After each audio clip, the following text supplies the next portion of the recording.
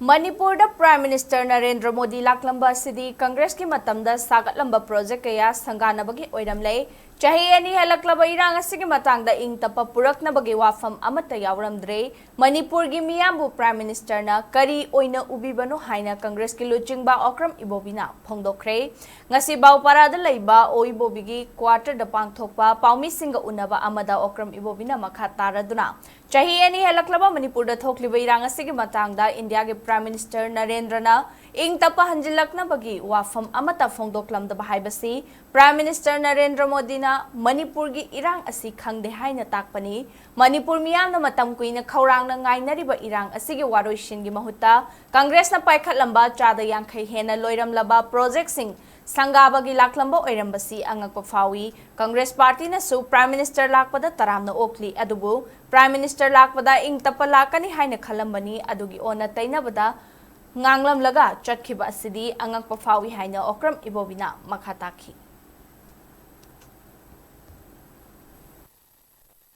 Prime Minister की visit से करी है ना लवी आई को क्वेश्चन जी कोई दी सुबम थुए ना कोई लवजे मरम दी नशी Honorable Prime Minister ना लागा माना हाईबीरमीबा ngangbiramiba project का inauguration तौरमी से मणिपुर की प्रजा सिंह ना आशा तौरम बतुगा मोइना लागा तौरमी से प्रजा मणिपुर लाइबा प्रजा सिंह को करी है ना फिल तो बिरंग दगे दो मधु प्रजा सिंह को अखोई वारी उताई सानबदा हंगनबदा अदुम हाइरकनेबा मसी सुसोय सोयदा सही अनी था मरी रोम दैरइबा इंटरनली डिस्प्लेस्ड पर्सन सिंसे करी ओइना माना करी ओइना लबिबनो थोखिबा लाइबा खिबा थौदोकसे तराई कांदा मी लिसिंग हुफो हेन लैबसे मसीगी करी पनबिरमबगे मणिपुर की टेरिटोरियल इंटीग्रिटी की मतंगदा तसुनतियन खनबिरिब्रा करिनो मदुगी मतंगदा पनबिरमब्रा internally displaced person mayam ji kari kari extra package amat tawo su tawbirga noi thona noi gi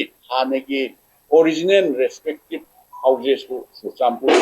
or natraga Imphal da noi se hanjan hanba yana na ba hana dagi tawriba hana ni piriba monetary health se sidagi hena speed up tawna na ba another 1000 crores ma or 500 crores ma akoi moida ni ba na te ko masi pibam toyaba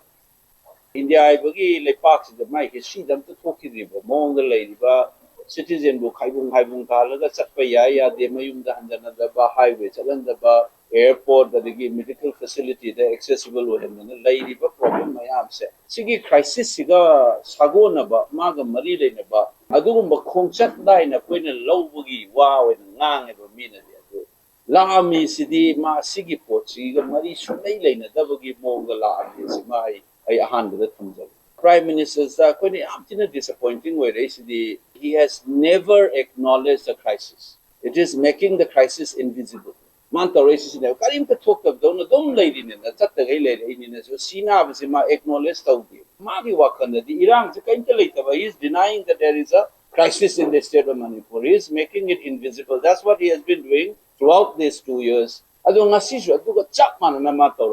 Migi awab se recognize of the base. Migi awab duta mukayan wahaline. I think it is one of the biggest, violence that he has inflicted on the people of the state.